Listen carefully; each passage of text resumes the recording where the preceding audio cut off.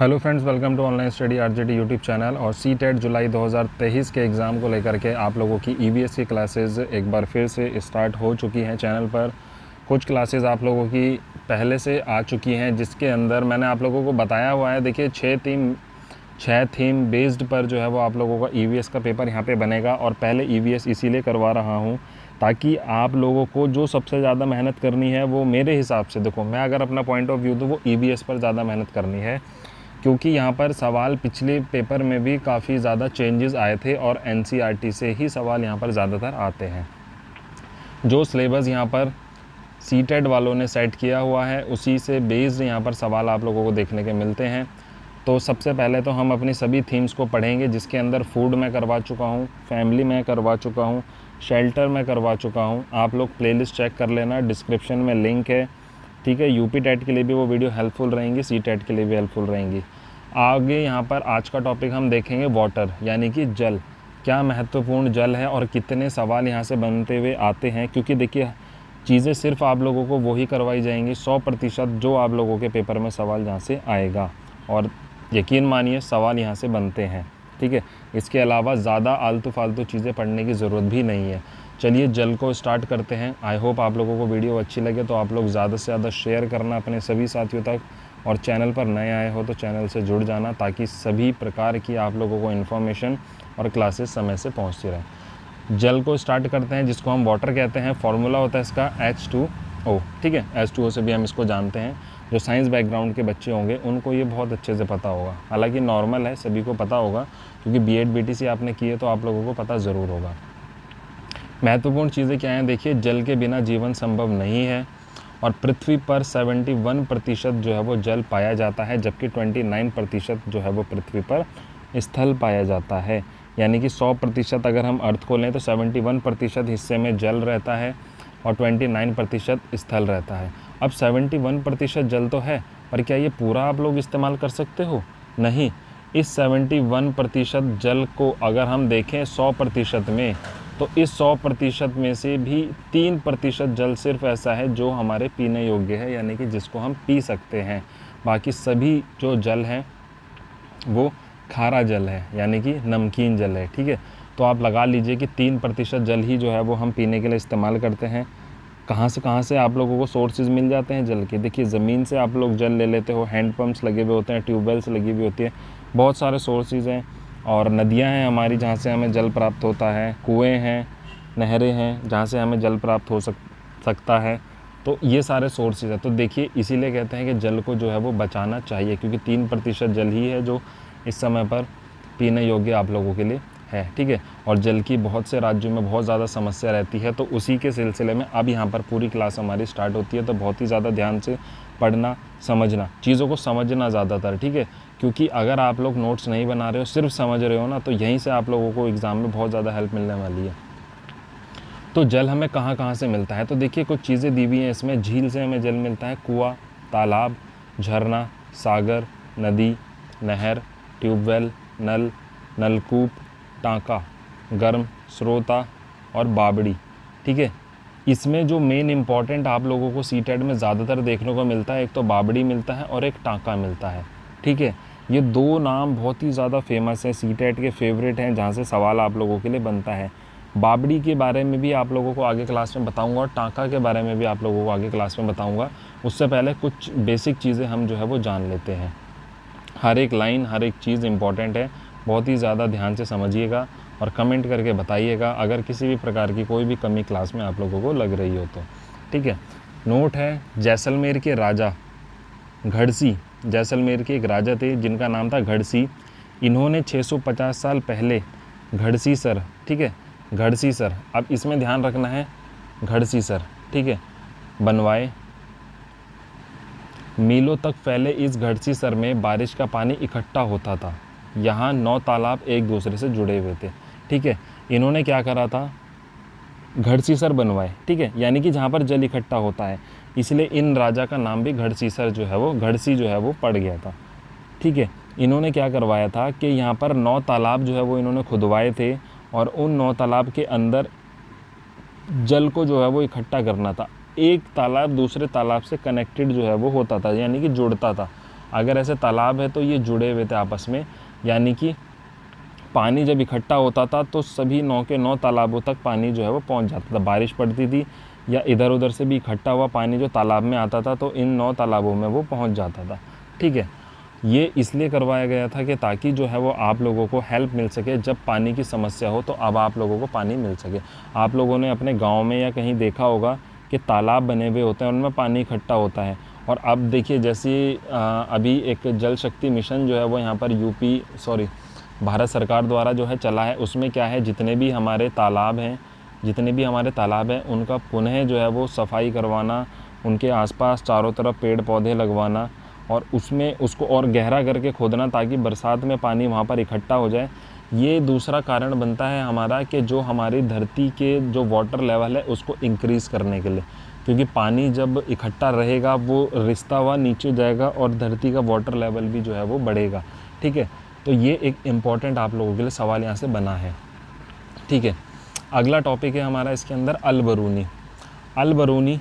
हज़ारों साल पहले यह यात्री भारत आया, यह उज़्बेकिस्तान का था। सवाल बनता है कि अल बरूनी कहाँ का था, तो उज़्बेकिस्तान का था। यह सवाल बन सकता है कि उज़्बेकिस्तान से आने वाला जो यात्री था जिसने भारत की जल व्यवस्था, नहरों और तालाबों के बारे में अपनी किताब में लिखा, तो वो कौन थे, अल बरूनी थे। ठीक है, तो ये उज़्बेकिस्तान से आए थे। अल बरूनी ने भारत में उन्हें जो अच्छा लगा उसके बारे में लिखा। वो भारत आए, घूमे और उन्हें जो जो चीज़ें यहाँ के बारे में अच्छी लगी, जो जो चीज़ें उन्हें पसंद आई, उसके बारे में उन्होंने अपनी किताब में लिखा। और आज उनकी किताब से ही हमें बहुत सारी चीज़ें पता चलती हैं कि पहले क्या क्या चीज़ें यहाँ पर हुआ करती थी। ठीक है, यहाँ के लोग तालाब बनाने में माहिर थे। इन्होंने अपनी किताब में लिखा है कि यहाँ के लोग तालाब बनाने में माहिर हैं। बहुत बड़े पत्थर लोहे की मदद से तालाब के चारों तरफ चबूतरे बनाए जाते हैं। यहाँ ऊपर से नीचे जाने के लिए सीढ़ियाँ और लंबी कतारें होती हैं, यानी कि तालाब में नीचे पानी लेने जाने के लिए सीढ़ियाँ बनी हुई होती हैं। और चढ़ने और उतरने का रास्ता अलग अलग होता था, यानी चढ़ने की सीढ़ियाँ अलग होती थी और नीचे जाने के लिए सीढ़ियाँ अलग होती थी। इतिहास पढ़ने वाले लोगों को अल बरूनी की किताब से बहुत कुछ सीखने को मिलता है। यानी कि जब ये भारत आए तो ये एक तरीके से शॉक्ड रह गए देख करके कि भारत वालों ने किस तरीके से जल की व्यवस्था अपने यहाँ पर की हुई है। कितने सुंदर सुंदर तालाब बनाए हुए हैं, चबूतरे इतने सुंदर बनाए हुए हैं, सीढ़ियाँ वाले वो बनाए हुए हैं इन्होंने कि जिससे कि ये नीचे जाएं और पानी लेकर के ऊपर फिर आ सकें। तो ऐसी कलाकारी को उन्होंने अपनी किताब में लिखा और अपने यहाँ के लोगों को इसके बारे में बताया कि भारत में इस प्रकार से जो है वो जल का संरक्षण किया जाता है। ठीक है, क्योंकि जल बहुत ज़्यादा ज़रूरी है, आप लोगों को पता है। अगला टॉपिक है हमारा बूंद बूंद की कीमत। ये देखिए, ये जो है बूंद बूंद की कीमत या अल बरूनी, ये सारे जो है वो NCERT के ही टॉपिक हैं। अब बूंद बूंद की कीमत में कुछ इम्पॉर्टेंट चीज़ें हैं कि राजस्थान में जैसलमेर के अलावा बहुत से इलाके ऐसे हैं जहां बहुत कम बारिश होती है। ठीक है, पता है आप लोगों को, बहुत कम इलाके ऐसे हैं जहां पर ज़्यादा बारिश होती है, यानी कि राजस्थान साइड में तो बहुत कम और बहुत ज़्यादा समस्या रहती है पानी की समस्या ना हो, इसलिए वहाँ के लोग बूंद बूंद की कीमत जानते हैं। इसलिए तालाब, जोहड़, कुओं, टैंक, बावड़ियों का इस्तेमाल करते हैं। ठीक है, तालाब, जोहड़, कुआं, टैंक और बावड़ियों का इस्तेमाल वहाँ के लोग जो है वो करते हैं। बावड़ियाँ क्या होती थी, देखिए इस तरीके का एक गड्ढा आप मान के चलिए होता था और यहाँ पर नीचे पानी जो है वो इकट्ठा रहता था और यहाँ तक पहुँचने के लिए जो है वो सीढ़ियों का इस्तेमाल जो है वो किया जाता था नीचे जाने के लिए। ठीक है, इस प्रकार से जो है वो सीढ़ियाँ यहाँ पर होती थी नीचे जाने के लिए और एक तरफ से तो एक तरफ से तो नीचे चले जाते, दूसरी साइड से पानी भर के ऊपर आ जाते थे। तो इस तरीके से जो है ये बावड़ियाँ जो है वो यहाँ पर होती थी। अब मैं बता दूँ आप लोगों को टाँके के बारे में। तो टाँका देखिए क्या होता है, मान लीजिए ये आपका घर है। ठीक है, ज़्यादा अच्छे से तो यहाँ पे ड्राइंग देखिए बनने वाली नहीं है। यहाँ पे छत है आप लोगों की, छत से आपने एक पाइप निकाला है जो कि छत का पानी को इकट्ठा करके एक नीचे आप लोगों ने टैंक बनाया है, इसको टाँका बोलते थे। इस टैंक के अंदर जो है वो सारा पानी इकट्ठा जो है वो हो जाता है। ठीक है, ज़रूरत पड़ने पर आप लोगों को जब पानी की ज़रूरत होती है तो आप लोग इस टाँके का ढक्कन खोल के यहाँ से पानी को इस्तेमाल कर सकते हो, या फिर अदर आप पाइप की सुविधा या किसी भी सुविधा से पानी का इस्तेमाल यहाँ से कर सकते हो।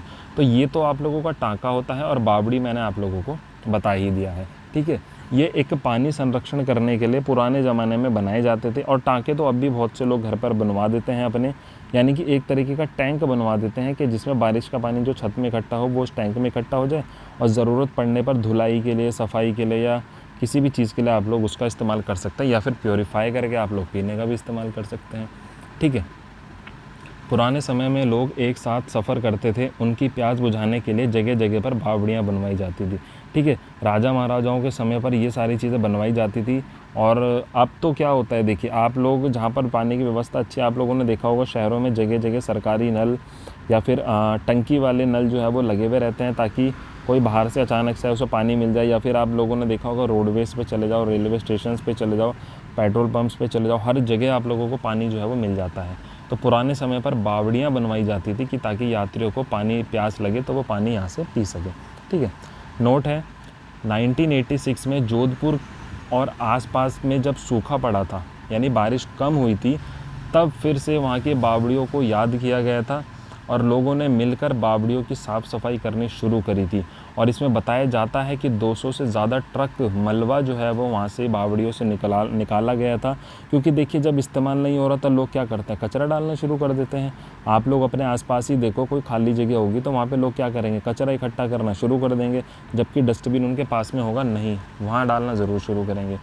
तो वहाँ पे कचरा इकट्ठा हो गया था, बावड़ियाँ बंद हो चुकी थी। जब सूखा पड़ा, लोगों को ध्यान आया कि बावड़ियों से ही हमें पानी मिल सकता है, तो पुनः उन्होंने बावड़ियों की सफाई करवाई और वहाँ से पानी लेना शुरू किया। उसके बाद जब फिर से वर्षा सही हुई, सारी चीज़ें सही हो गई, उन्होंने फिर से बावड़ियों को फिर से सूखा और गंदगी के लिए छोड़ दिया गया है। तो इस प्रकार से चीज़ें दोस्तों होती रहती है। अब आगे देखते हैं मृत सागर।